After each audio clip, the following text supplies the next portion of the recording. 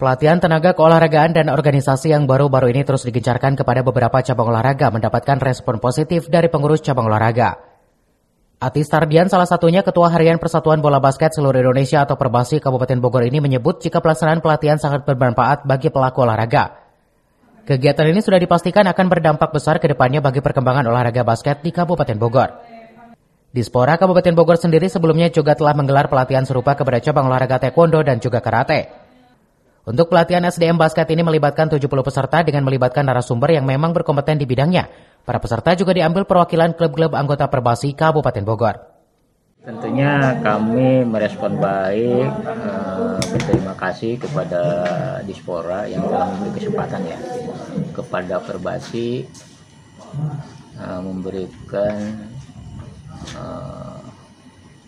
peningkatan sumber daya manusia bidang keolahragaan basket. SDM basket di bidang statistik ini termasuk boleh dikatakan barang langka lah, sehingga kita memang harus mempersiapkan di klub-klub ataupun di Perbasi sendiri bagaimana SDM ini dipersiapkan dan tentunya perlu pembekalan BIMTEK.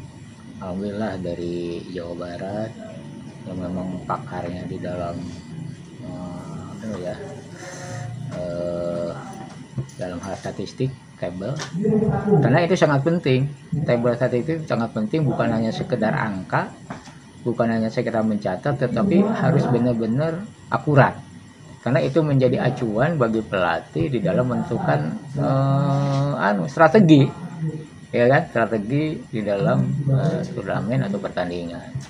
Ini tidak bisa asal-asalan. Dari Kabupaten Bogor, Cevi Suryadi melaporkan.